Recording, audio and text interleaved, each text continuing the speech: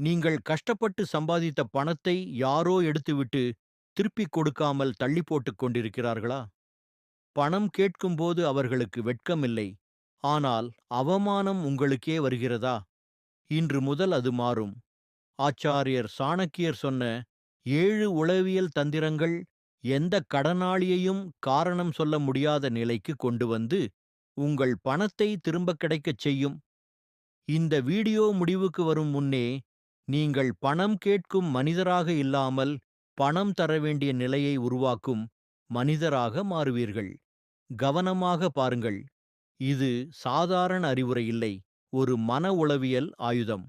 நண்பர்களே, வாழ்க்கையில் ஒரு நாள் அனைவரும் உணர வேண்டிய ஒரு பழையதும் கசப்பானதுமான உண்மை இருக்கிறது.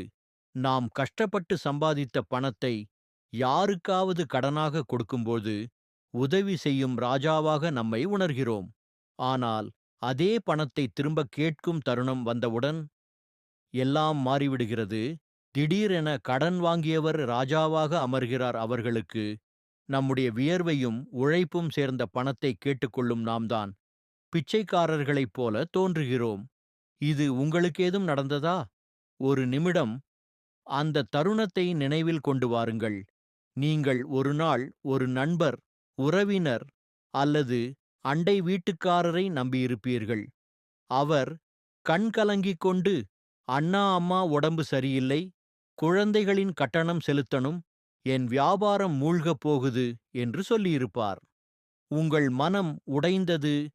உங்கள் தேவைகளை ஒதுக்கி வைத்து உங்களுடைய சந்தோஷத்தையே தியாகம் செய்து 500 ரூபாயாக இருந்தாலும் 1,00,000 ரூபாயாக இருந்தாலும் அவருக்கு கொடுத்தீர்கள். ஆனால் இன்று உங்களுக்கே பணம் தேவைப்பட்டால் என்ன நடக்கிறது? அவர் போன் எடுக்க மாட்டார். நாளை தருகிறேன், அடுத்த வாரம் தருகிறேன் என்று தேதிகள் மட்டும் சொல்வார். மார்க்கெட்டில் பார்த்தால் கூட வழியை மாற்றி விடுவார். இதில் மிகவும் கொடுமையான விஷயம் என்ன தெரியுமா? வெட்கப்பட வேண்டியது பணம் வாங்கியவர், ஆனால் அவமானம் அனுபவிப்பது நீங்கள். இரவு முழுவதும் யோசிப்பீர்கள், எப்படி கேட்பது, தவறாக நினைக்கக்கூடாது, நட்பு கெடக்கூடாது. இந்த மன அழுத்தத்தை நீங்கள் அனுபவித்துக் கொண்டிருக்கிறீர்களா? உங்கள் பணம் சிக்கி எதிரிலிருக்கும் நபர் மேலே பேசுகிறாரா? அப்படியானால் இன்றைய வீடியோ ஒரு சாதாரண வீடியோ இல்லை. நந்த வம்சத்தின் அகந்தை கொண்ட மன்னர்களையே தரையில் விழ வைத்தவர் ஆச்சாரியர் சாணக்கியர். மனித இயல்பை அறிந்த மிகச் சிறந்த உளவியல் நிபுணர் அவர். அர்த்த சாஸ்திரமும் சாணக்கிய நீதியிலும் அவர் தெளிவாக சொல்கிறார். கடன் சுமையை விட்டுச் செல்லும் தந்தை ஒரு எதிரி போன்றவன். அதேபோல் கடன் வாங்கி திருப்பிக் கொடுக்காதவன் இனி நண்பனோ உறவினரோ அல்ல. அவன் உங்கள் எதிரி. அங்கே மரியாதை, பணிவு, தயவு எதுவும் வேலை செய்யாது. அங்கே வேலை செய்வது கொள்கை மட்டும். அதனால்தான் இன்று இந்த வீடியோவில் நாம் நம்முடைய அவமானத்தின் திரையை கிழிக்கப் போகிறோம். சாணக்கியர் கூறிய 7 உளவியல் தந்திரங்களை பயன்படுத்தி எதிரில் இருக்கும் நபரின் மனதில் அழுத்தத்தை உருவாக்கப் போகிறோம். அவர் எங்கே இருந்தாலும் பணத்தை திருப்பிக் கொடுக்க வேண்டிய நிலைக்கு வருவார். சிறிது கடினமாக இருக்கும். சிறிது புத்திசாலித்தனமும் தேவைப்படும். ஆனால் நினைவில் கொள்ளுங்கள், அது உங்கள் பணம் மட்டுமல்ல, உங்கள் குழந்தைகளின் எதிர்காலம். அதை திரும்பப் பெறுவது உங்கள் உரிமை. அப்படியானால் செயல்பாட்டை ஆரம்பிப்போம். முதல் தந்திரம், போலி அவசர நிலை. சாணக்கியர் சொல்கிறார், நேராக நிற்கும் மரங்கள்தான் முதலில் வெட்டப்படுகின்றன. நீங்கள் நேராக சென்று, அண்ணா, 6 மாதம் முன் கொடுத்த பணம் வேண்டும், வீட்டுக்கு செலவு செய்யணும் என்று சொன்னால் என்ன நடக்கும்? அவர் உங்கள் தோளில் கை வைத்து இன்னொரு காரணம் சொல்லுவார். அண்ணா, என்ன செய்ய? இப்போ கையில ஒன்றுமில்லை.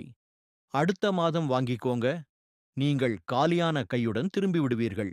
அதனால்தான் மூலோபாயத்தை மாற்ற வேண்டும். மனித இயல்பு வித்தியாசமானது. பழைய கடனை அடைக்க மனிதன் சோம்பேறி. ஆனால் ஒருவரை காப்பாற்றும் ஹீரோவாக இருக்க அவன் விரும்புகிறான். அந்த உளவியலை பயன்படுத்த வேண்டும். நீங்கள் உங்கள் பழைய பணத்தை கேட்கிறீர்கள் என்று அவனுக்கு தோன்றக்கூடாது. நீங்கள் ஒரு புதிய பிரச்சனையில் இருக்கிறீர்கள் என்று அவன் உணர வேண்டும். அவரை அழைக்கவும் குரலில் பதட்டம் இருக்கட்டும். ஓடி வந்தது போல மூச்சு விடுங்கள். அண்ணா, கேளுங்க. உங்க நிலை கஷ்டம் என்று தெரியும். அதனால் தொந்தரவு செய்யல. ஆனா இன்று பெரிய பிரச்சனை. கார் விபத்து ஆகிவிட்டது. போலீஸ் முன்னால் இருக்காங்க. அல்லது வீட்டில் மருத்துவ அவசரம். அப்பாவை உடனே ஆஸ்பத்திரிக்கு கொண்டு போகணும். நான் உங்களுக்கு கொடுத்த 500 ரூபாய் மட்டும் இப்போ வேண்டும். இல்லையென்றால் பெரிய அவமானமாகிடும். இப்போது என்ன நடந்தது தெரியுமா? நீங்கள் அவரை கடனாளி இருக்கையிலிருந்து உயிர் காக்கும் மனிதர் இருக்கைக்கு மாற்றிவிட்டீர்கள். இப்போது அவர் பணம் தரவில்லை என்றால் அவர் கடனை திருப்பாதவன் மட்டுமல்ல, சிக்கலில் இருந்த நண்பரை காப்பாற்றாத மோசமான மனிதன் என்று உணர்வார். இந்த மன அழுத்தம் மிக சக்தி வாய்ந்தது. சமூகத்தில் மரியாதையை காப்பாற்றவும் தன்னையே நல்லவனாக உணரவும் அவர் எங்கிருந்தாலும் பணத்தை ஏற்பாடு செய்து கொடுக்க முயற்சிப்பார். ஏனெனில் இப்போது இது பணம் பற்றியதில்லை, மனித உயிரும் கண்ணியமும் பற்றியது. ஆனால் அவர் கல் மனசு கொண்டவர் போல என்னிடம் ஒன்றுமில்லை என்று கைகளை உயர்த்தினாரா? அப்படியானால் நம்முடைய 2வது அம்பை எடுத்துக்கொள்ளும் நேரம் வந்துவிட்டது. 2வது தந்திரம் தவணை நெட்வொர்க். உளவியலில் இதை food in the door technique என்று சொல்வார்கள். யாராவது உங்கள் 100 ரூபாய், 1,00,000 ரூபாய் அல்லது அதற்கு மேல் வைத்திருக்கும்போது நாம் செய்வது மிகப்பெரிய தவறு, முழு பணத்தையும் ஒரே நேரத்தில் கேட்பது. அண்ணா, 1,00,000 ரூபாய் உடனே கொடுக்கணும் என்று சொன்னவுடன் அவரது மனதில் ஒரு பெரிய மலை நிற்கும். அவர் நினைப்பார், என்னிடமில்லாத 1,00,000 எப்படி தருவது? முடியாது. அந்த பயம் காரணமாக என்ன நடக்கும்? அவர் உங்கள் கால் எடுக்க மாட்டார். உங்களை தவிர்க்க ஆரம்பிப்பார். நீங்கள் சந்திக்க முடியாத இடங்களில் மறைந்து விடுவார். ஆனால் இங்கேதான் நீங்கள் புத்திசாலித்தனமாக இருக்க வேண்டும். முழு பணம் வேண்டாம், சிறிய தொகையை மட்டும் கேளுங்கள். அண்ணா, இப்போ 2,000 ரூபாய் இருந்தாலே போதும். அல்லது இன்று 500 ரூபாய் மட்டும் அனுப்புங்க. சிறிய தொகை என்றால் அவர் பயப்பட மாட்டார். அவர் மனதில் இதுவே பெரிய விஷயமில்லை என்று தோன்றும். அவர் கொடுக்க ஆரம்பித்தவுடன அவரது மனதில் ஒரு உணர்வு உருவாகும், நான் பணத்தை திருப்பிக் கொடுக்க ஆரம்பித்து விட்டேன். அதன் பிறகு அடுத்த தவணை, அதன் பிறகு இன்னொரு தவணை. இவ்வாறு முழு பணமும் மெதுவாக உங்களிடம் திரும்பி வரும். இது கட்டாயப்படுத்துவதில்லை, அவரை இயல்பாக திருப்பிக் கொடுக்கச் செய்யும் உளவியல் உதவி. 3வது தந்திரம் 3ஆம் நபர் அழுத்தம். சில நேரங்களில் நண்பர்களும் உறவினர்களும் நம்மை சாதாரணமாக எடுத்துக்கொள்வார்கள். இவன் நம்ம ஆள்தான், இன்னும் கொஞ்சம் தள்ளி போடலாம் என்று நினைப்பார்கள். இங்கே நீங்கள் ஒரு விஷயம் செய்ய வேண்டும். நீங்களே வில்லன் ஆகாதீர்கள். வேறொருவரை வில்லன் ஆக்குங்கள். அவரிடம் ஒரு கதையை சொல்லுங்கள். அண்ணா, நான் உங்களை ஒருபோதும் தொந்தரவு செய்யவில்லை என்று உங்களுக்கு தெரியும். ஆனா நான் உங்களுக்கு கொடுத்த அந்த 500 ரூபாய் என்னோட பணம் இல்லை. அதை நான் அப்பாவிடமிருந்து மறைத்து எடுத்தது, அல்லது ஆபீஸ்ல இருந்து எடுத்தது. இப்போது அவர்கள் கணக்கு கேட்கிறார்கள். இன்றி மாலைக்குள் பணம் வரலன்னா போலீஸில் புகார் செய்யப் போறாங்க, அல்லது நேராக வீட்டுக்கு வந்து பேசப் போறாங்க. நான் நிறைய சமாளிச்சேன். ஆனா இப்போ என் பேச்சே கேட்க மாட்டாங்க. இப்போது கவனியுங்கள் என்ன நடக்கிறது. நீங்கள் இனி அவருடைய எதிரி இல்லை, அவரை காப்பாற்ற முயற்சிக்கும் நண்பன் ஆகிவிடுகிறீர்கள். உண்மையான பிரச்சனை ஒரு 3ஆம் நபராக மாறுகிறது. மனிதர்கள் நண்பர்களை தவிர்க்கலாம், ஆனால் போலீஸ், பெரியவர்கள் அதிகாரம் என்றாலே பயப்படுவார்கள். குடும்பத்துக்கு விஷயம் சென்று அவமானம் ஆகக்கூடாது என்ற பயத்தில் அவர் பணத்தை ஏற்பாடு செய்து தர முயற்சிப்பார். ஆனால் இதற்குப் பிறகும் பணம் வரவில்லையா? அப்படியானால் இறுதி அடிக்கு தயாராகுங்கள். அமைதியின் அழுத்தம். சில நேரங்களில் அதிகமாக பேசுவது பலவீனத்தின் அடையாளம். நீங்கள் தினமும் அழைத்தால், தினமும் மெசேஜ் அனுப்பினால் அவர் அதற்கு பழகிவிடுவார். அவருக்கு தெரியும், இப்போ அழைப்பார், 2 நிமிஷம் கோபப்படுவார், பிறகு அமைதியாகி விடுவார். அதனால் அவர் கவலைப்பட மாட்டார். ஏனெனில் உங்கள் நடத்தை அவருக்கு பழக்கமாகிவிட்டது. அதனால் பேட்டர்னை உடையுங்கள். திடீரென்று மாயமாகிவிடுங்கள். அழைப்புகளை நிறுத்துங்கள். மெசேஜுகளையும் நிறுத்துங்கள்.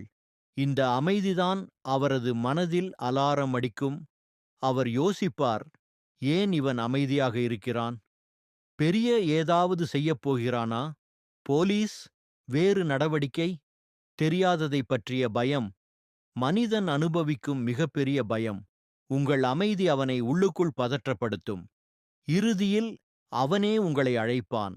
அண்ணா, என்னாச்சு? கோபமா? அப்பொழுதுதான் நிபந்தனைகளை நீங்கள் நிர்ணயிக்கும் நேரம். இறுதி காலக்கெடு. சாணக்கியர் கூறுகிறார், தெளிவில்லாத வார்த்தைகள் முட்டாள்தனம். விரைவில் தருகிறேன். இன்னும் 2 நாள் அவகாசம். இவையெல்லாம் முடிவில்லாத பேச்சுகள். அதனால் அவருக்கு ஒரு தெளிவான கடுமையான காலக்கெடு கொடுக்க வேண்டும். அவரை நேராக பார்த்து சொல்லுங்கள், அண்ணா, நான் ஏற்கனவே 6 மாதம் காத்திருந்தேன்.